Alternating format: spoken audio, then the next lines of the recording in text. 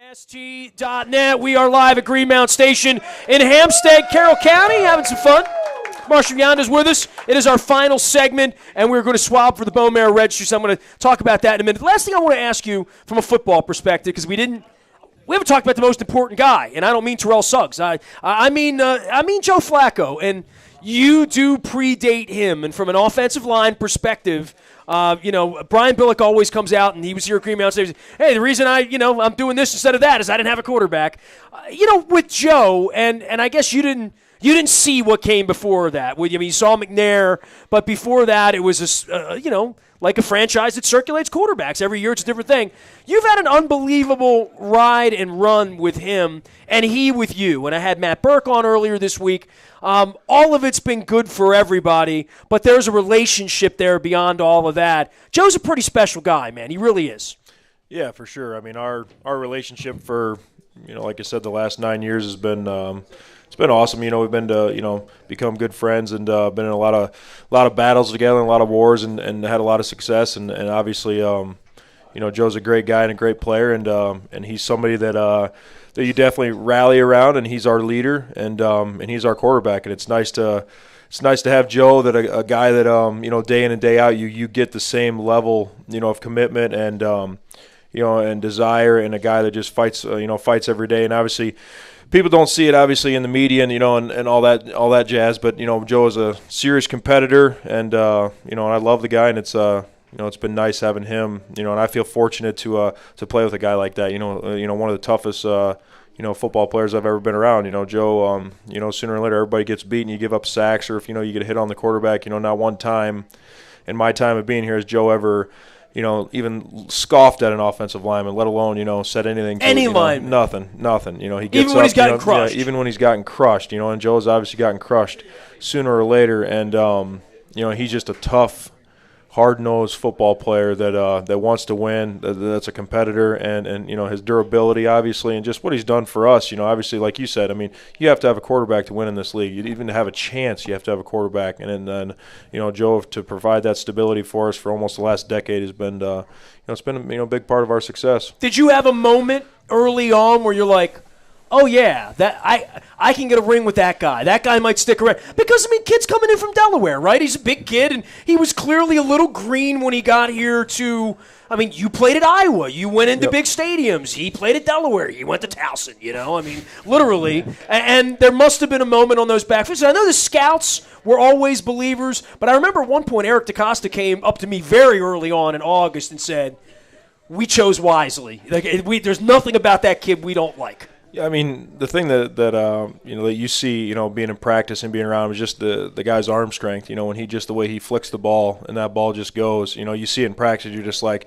that's a special talent that he has. So that's definitely something when you're a younger player that and I coming from college, I'd never seen a guy throw the ball like that. So coming from college and when I was young, we were all fighting to survive. But that was one of the things that stuck out to me was his arm strength, and then just his collectiveness of being never down or up, never never riding. They always teach you that, but never ride the wave. You never want to be, too high one week and then too low the next. Joe is even keel, and week in and week out, he keeps that consistency, good or bad, and that's what you got to do at quarterback. You got to have short-term memory. Obviously, there's going to be certain games that don't go your way. We got to put it behind us and go to work the next week and go get that win. So that's what Joe does great, and like I said, I can't say enough good things about him. I tell people all the time, he's my favorite athlete. I've been doing this 25 years. He's my favorite athlete. And people say, why? And I say, I can't put my finger on it, other than the fact that, he won us a Super Bowl. Let's start with that and, have a little They'll try to take it away from you, though. Billick always says that. You win it and they say it's forever, but they'll try to come and get it. And they do that with Joe.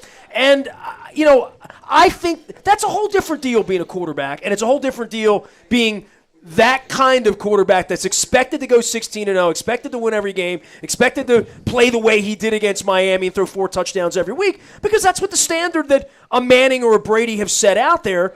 But as he said to me flippantly when I wrote the book and flippantly to the media, we win a lot of ball games around here. That's his line. We win a lot around here, and we do.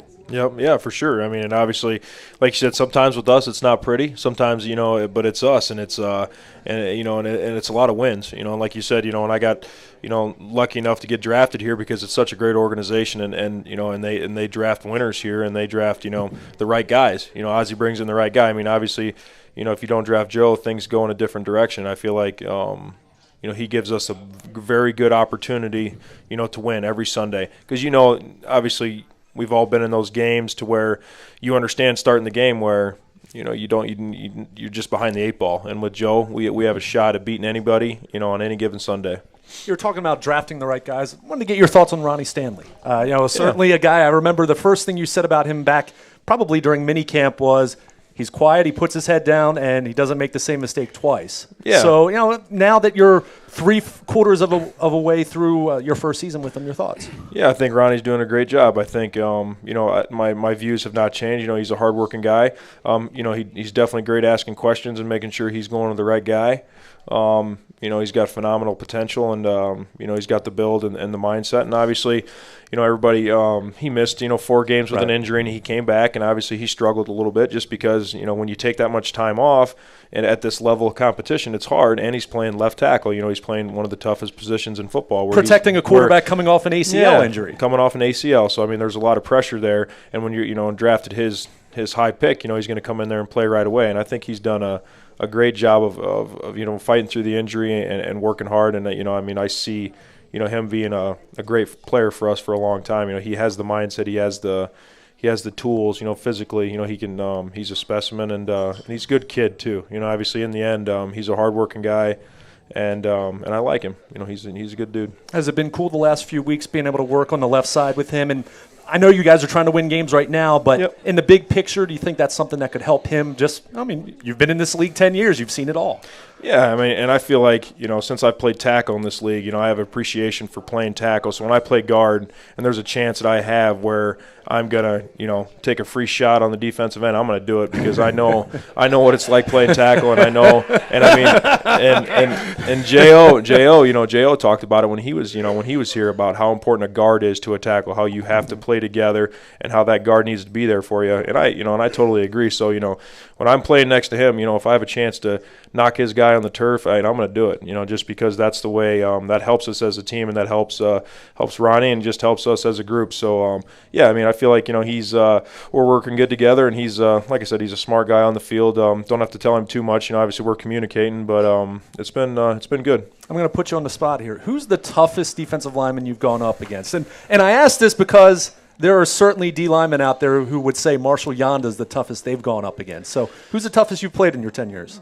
I don't like to say his name, but J.J. Watt would be the guy that I've battled the most. J.J. Watt, Geno Atkins, when he's got a full head of steam, and we haven't played Aaron Donald much because he's with the L.A. Rams now. But Aaron Donald has a special quickness and speed that's rare. So those 3 guys, that come on the top of my head. But J.J. Watt, what he's done. And obviously he's on IR now, but what he's done in a short amount of time in the NFL, it's been impressive to watch. The guy goes 110% every play. I would think he'd be on quite a few. Yeah, because you see D linemen's where defensive linemen where they'll flash and they'll have just an eye-popping play, and then the next play they take the play off. JJ does not take the play off. He is going 110% every single play, and most D linemen don't do that. So you have to credit that to him. That's his work ethic. He can embarrass you on any play, right? For sure. And he's going hard every play. So he's that common. Usually guys that go hard every play don't have the talent like that. It's because they don't have to. Some guys that have that extreme talent. Well, I only need to show that talent. 10 or 15 plays a game. Then the rest I can kind of just take it easy and not get hurt and just relax. JJ is that talent and that work ethic of going hard every single play. I'm going to ask you the $1 million question people ask me all the time about running the ball versus passing the ball. You've been a part of some really good run offenses. You've been a part of some that can't get it done.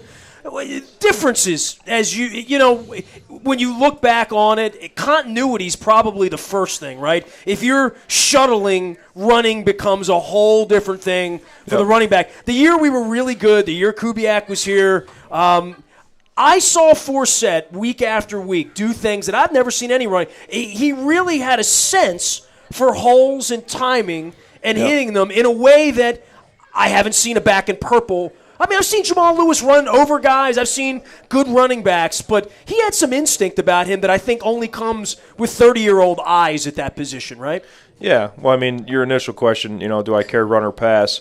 I mean, obviously, we all want to run the football, and to take pressure off everybody. I feel like it does definitely help everybody involved if we can run the football. But I also understand that there's times where we're not going to be able to run the football, and we can try, but no matter what, in the end, you just have to execute the play that's called. Because in the end, we're not paid to call, to try to decide run or pass, and we should have done this, we should have done that. No, that's what Marty gets paid for. That's what John gets paid for. That's what Dean gets paid for.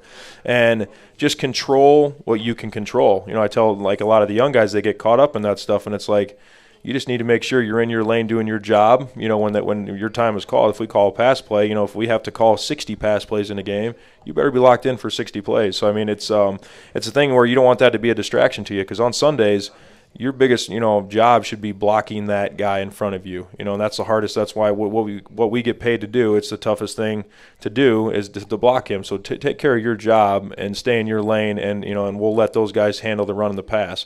But obviously, every offensive lineman loves running the football, but you understand in the National Football League that sooner or later, sometimes you're not going to be able to run the ball, and you're going to have to pass the ball, 50 times. Just like, I mean, in the game the other day, me and Ronnie were talking at the bench, and Ronnie was like, how come we're not running the ball, and I was just like, Ronnie, I was like, when Joe's hot like this, we're going to ride Joe, and Joe's you rolling. haven't been around here long, but get up to the line. Yeah, and obviously, and I mean, and he's still in that, and it's like, hey, we're going to run the play that's called no matter what. But I was like, when Joe's hot, and he's firing like that, you're not going to cool him down and, get going with the run game. And Marty wanted to roll that way, and it's like, hey, it didn't. Joe wanted to roll that way. No, well, he always wants to roll that way. If he could throw the ball 60 times a game, he would. He loves to throw it. So, I mean, and that's what you want. You want a guy that wants to that competitive, I call it competitive greatness. You've heard it before, but that's what you want. The guy wants the game in his hands. So, he loves tempo, man. I mean, and I know it wears your big guys out getting up to the line, but it also wears the defense out. Yeah, right? So I mean, if we're getting tired, they're getting tired too. So that's part of it. So yeah, it's good stuff. They don't sub you out though. We're in it for the long haul, no doubt. And then 4th and 1, you're still in there, right? Yeah. Yes. Yeah. Marshal Yanda joining us. All right, so I want to get to the story here of my wife and there. First of all, my wife's not here tonight. She's fine. It's Christmas time, a little under the weather, working really hard, has some other issues going on, but she's beautiful. People ask me all the time. So I came across this group, There Goes My Hero, and I wanted to educate Marshall about this a little bit. My wife was diagnosed in March of 2014. She needed another human being to save her life. We had to go to the bone marrow registry because she didn't have relatives to save her life. And Marshall was filling out the form. And you said ancestry. I gotta figure all that out. The first thing they said to my wife when they came in and said, "You have leukemia. You need another human being to save your life, or you will die. What is your ancestry?" And she said, "Well, I'm Scottish and I'm Polish." And he said, "Well, you might have someone." I'm like, might. This is the first we'd heard of this. So as it turns out, people of color have the hardest time finding matches. Caucasians have the easiest time. We need everyone in, all the way in, and it takes about 30 seconds to do this. So we tried to swab Marshall out at the facility. He said he wanted to do it tonight out here with us at Hampstead at Carroll County. So this takes about 30 seconds, and he's already filled out the form. All you have to do here is swish water just to clear particles. You can do that same water. I just did the Dixie cup because that's what we do around here. Hold the envelope out. And you swab left cheek and right cheek, one in each cheek, one at a time, and then we put them in the envelope, and then it's like so silly that it's done. I can't touch it because it's there's 2 of them there. Grab, one in the left cheek and one in the right cheek. You can do them at the same time, whatever. You just have to get a little bit of spit going there, about 20 seconds. We drop them in the envelope. It's the silliest thing. Everyone looks funny when they're doing it. And everyone looks even funnier when I take the pictures later on, too. Especially if they're trying to smile while they're doing it. I got 44 Oakland Raiders doing this, and I got the pictures. Toss them in there. We seal it up. And Marshal Yanda is down to save a life. Give it up for him. Absolutely. Thank you. No problem. I hope you had a good time tonight. I promised that it would be fun. I almost like a dentist, but it wasn't like a root canal, right? It's all good. That was way easier than the dentist. And you're going to grow your beard until we win another Super Bowl.